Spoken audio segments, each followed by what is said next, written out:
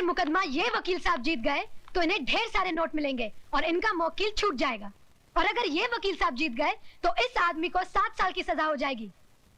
दोनों ही सूरतों में मुझे क्या मिला? कानून ने मेरे साथ क्या इंसाफ किया? जो इंसान कानून की मर्यादा को तोड़ता है, कानून ही उसे सजा देता है। मर्यादा मेरी तोड़ी गई है, कानून की नहीं। इज्जत मेरी लुटी है, कानून की नहीं। Order, order. क्या मैं माथे पे लगे इस कलंक के साथ जी सकूंगी? कौन थामेगा मेरा हाथ? कौन भरेगा मेरी मांग में सिंदूर?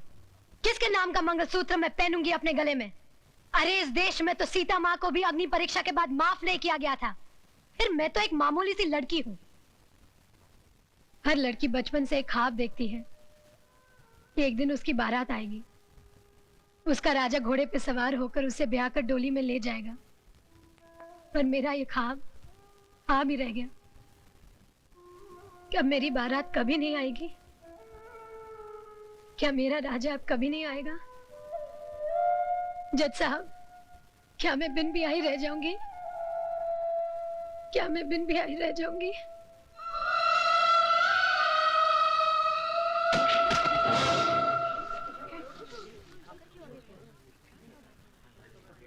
हाँ, अपने आप को दादा कहते हैं। सारा शहर कांपता है इनसे, मगर एक मामूली सी लौंडिया को खत्म नहीं कर पाए। अरे लानत है तुम पे और तुम्हारे आदमियों पे। अब खड़ा खड़ा मुंह क्या देख रहा है? Get the hell out of here you stupid asshole.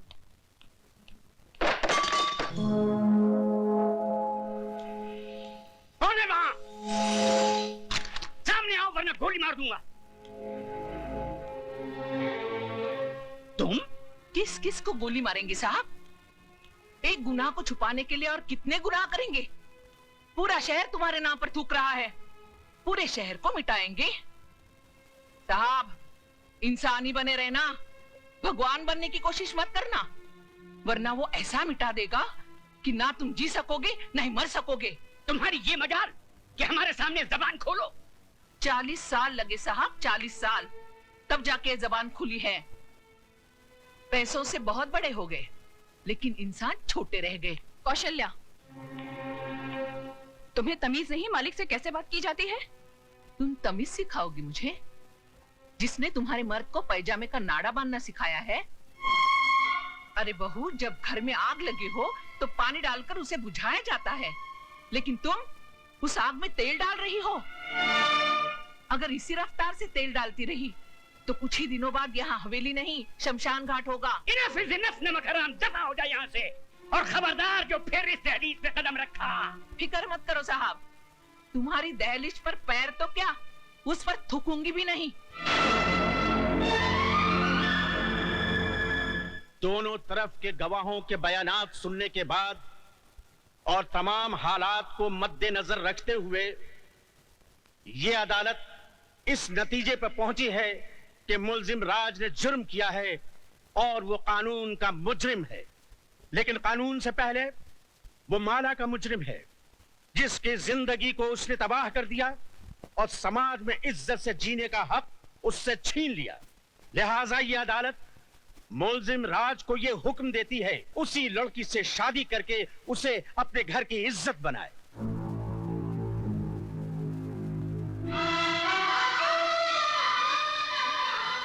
चौबीस घंटे के अंदर अंदर अदालत के इस फैसले की तामील की जाए।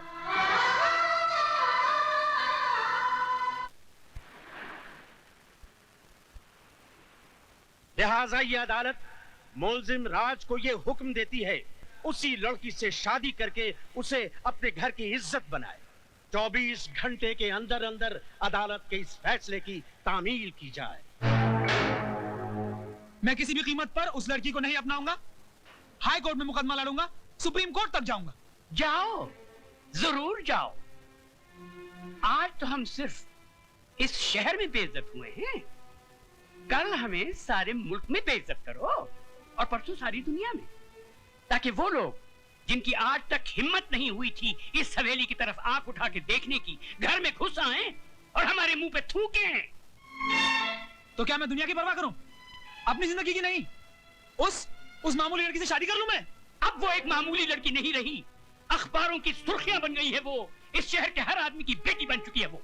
तुम तुम्हारी भलाई बस इसमें है कि तुम कोर्ट का ऑर्डर मान लो और उस लड़की से शादी कर लो, वरना ये घर तबाह हो जाएगा। मैं आपके लिए 7 साल की सजा काटने के लिए तैयार हूँ, मगर उस लड़की से मैं हरगिज़ शादी नहीं करूंगा। जिस लड़के ने सुबह का सूरज तक न देखा हो, जिसे किसी चीज को हासिल करने के लिए कोशिश तक न करनी पड़ी हो, उसे क्या मालूम कि जेल की कोठरी क्या होती है, उसका अंधेरापन कैसा होता है। अगर आप नहीं चाहते कि मैं 7 साल की सजा काटूं, तो क्या उम्र भर की सजा भुगतूं उस लड़की से शादी करके, अपनी जिंदगी तबाह कर लूं? शादी तुम करोगे, लेकिन अपनी जिंदगी तबाह करने के लिए नहीं, बल्कि उसकी जिंदगी तबाह करने के लिए। हम समझे नहीं बहू। बाबूजी, अदालत से उसने अपने लिए जिंदगी नहीं, मौत मांगी है। इतने जुल्म और सितम ढाऊंगी कि इस हवेली की बहू बनने का ख्वाब मिट्टी में मिल जाएगा। सर्वमंगल मांगल्ये शिवे सर्वार्थ साधिके शरण्ये त्र्यंबके गौरी नारायणी नमस्तुते। मंगलम भगवान विष्णु मंगलम गरुड़ध्वज मंगलम पुंडरीकाक्ष मंगलायस्तनो हरि। मात पितृ चरण कमलेभ्यो नमो नमः। स्थान देवताभ्यो नमो नमः। ग्राम देवताभ्यो नमो नमः। हे गौरी नारायणी नमस्तुते। हार पहना बेटी।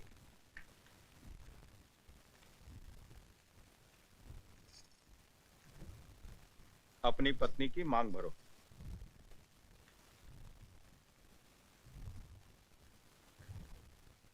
ऐसे नहीं बेटा, इस सिंदूर का अर्थ तो समझ लो। तुमने एक बार अपनी पत्नी की मांग में सिंदूर भर दिया तो तुम्हारे जीते जी ये सिंदूर कभी नहीं मिटेगा। इसका मतलब ये सिर्फ सिंदूर नहीं, इस बात की गवाही है कि तुम जिंदा हो और सही सलामत।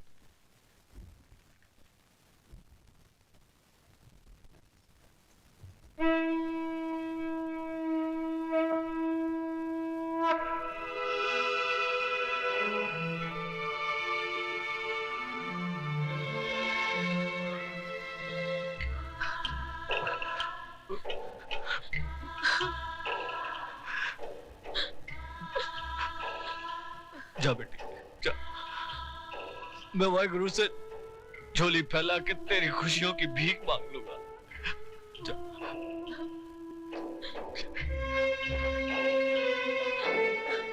तुम्हारा अधिकार तो मैंने तुम्हें दिला दिया, लेकिन एक बात याद रखना, इस दुनिया में हक कभी मांगने से नहीं मिलता, छीनना पड़ता है।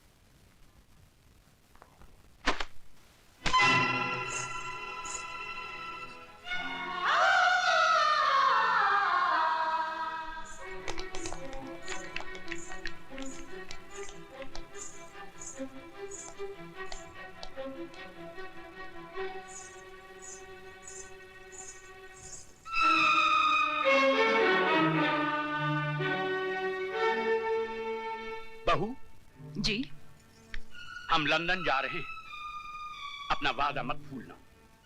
हमारे आने से पहले ये कूड़ेदान का कचरा इस घर से बहुत दूर होना चाहिए। आप फिक्र मत कीजिए बाबूजी, ऐसा ही होगा।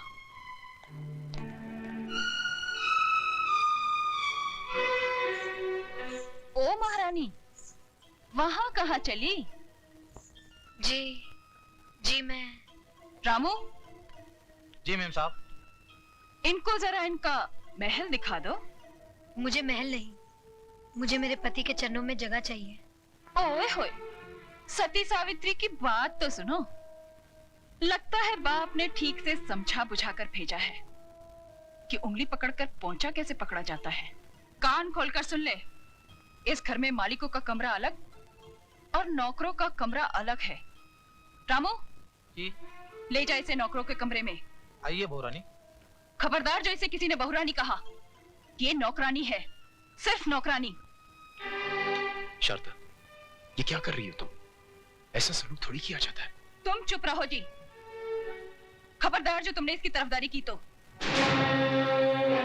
जाओ, जाके अपना काम करो।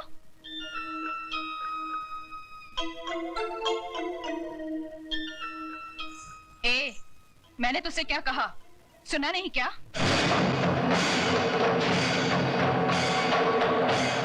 सुनो बड़ी बहू रानी, ये सिंदूर बाजार में 2 पैसे में जरूर मिलता है, लेकिन जब किसी औरत की मांग में भर दिया जाता है तो इसकी कीमत भगवान भी नहीं चुका सकता। फिर तू क्या चीज है?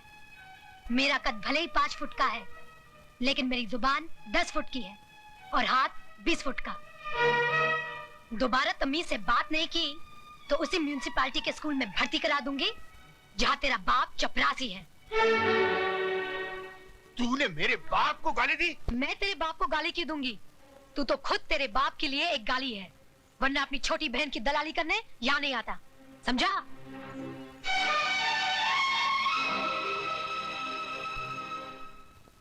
अयो स्वामी, आज खुशी का दिन है, फिर आपका बैटरी काय को डाउन है?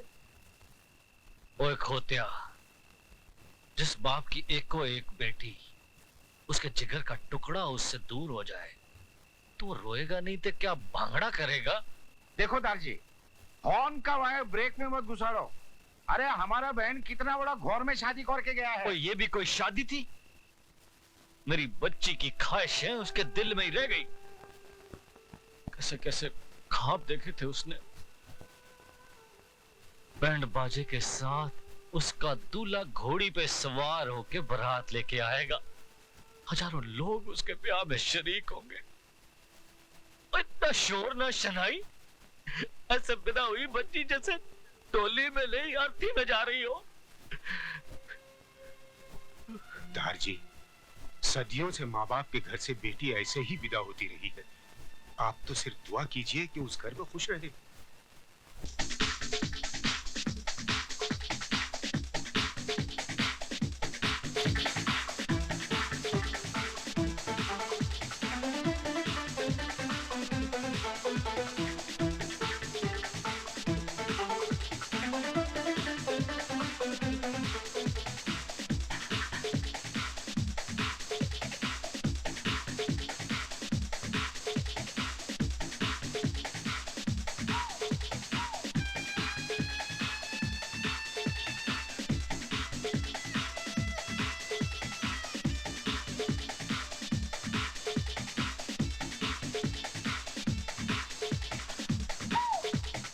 यार राज, महफिल में सभी हैं, सिर्फ वही नहीं है जिनके लिए महफिल सजी है।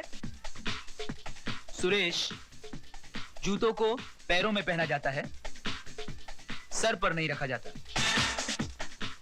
अच्छा राज, हम चलते हैं, रात काफी हो गई है, फिर तुम्हारी सुहागरात भी है। हमारा शेर सुहागरात नहीं, सुहाग दिन मनाता है। और वो तो ये कब का मना चुका है, ये बात सारी दुनिया जानती है।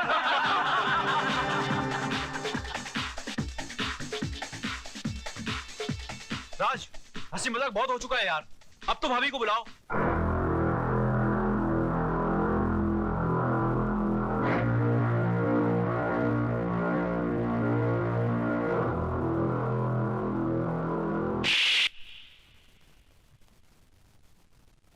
दोबारा उस 2 टके की लौंडिया को अगर भाभी कहा तो जान से मार दूंगा। कानून ने उसे बाजार से खरीद कर सिंदूर और मंगलसूत्र तो दे दिया, मगर वो मेरे शरीर को, मेरी आत्मा को कभी हासिल नहीं कर पाएगी। Do you understand? Yes, I am sorry.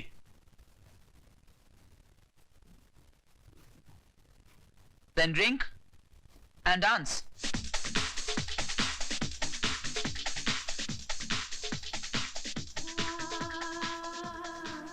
तुम्हारा अधिकार तो मैंने तुम्हें दिला दिया, लेकिन एक बात याद रखना, इस दुनिया में हक कभी मांगने से नहीं मिलता, छीनना पड़ता है।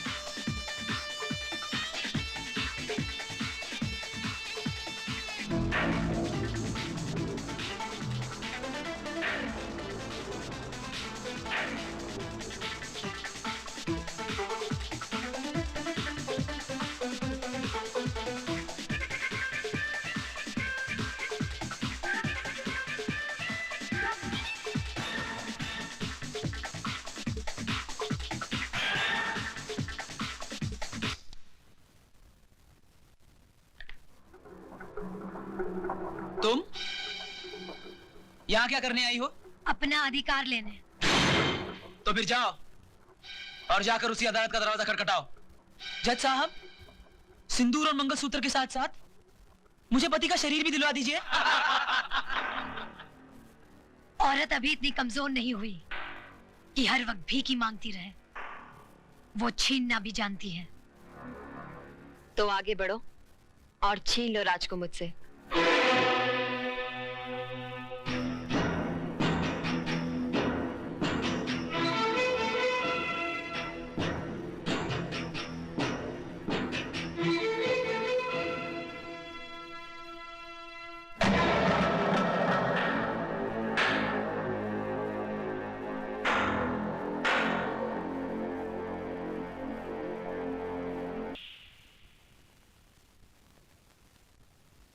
क्यों? आज मेरा चुम्मा इतना बुरा लगा? उस दिन तो बलात्कार करते हुए बड़ा मजा आ रहा था। मिस्टर हस्बैंड, मुझे भी तुम्हारे गले पड़ने या तुमसे शादी करने का कोई शौक नहीं था। गौर से देख लो मुझे। मैं हिंदुस्तान की अदालत की वो मोहर हूँ जो तुम्हारे माथे पे लगा दी गई है कि मैं तुम्हारी पत्नी हूँ और तुम मेरे पति।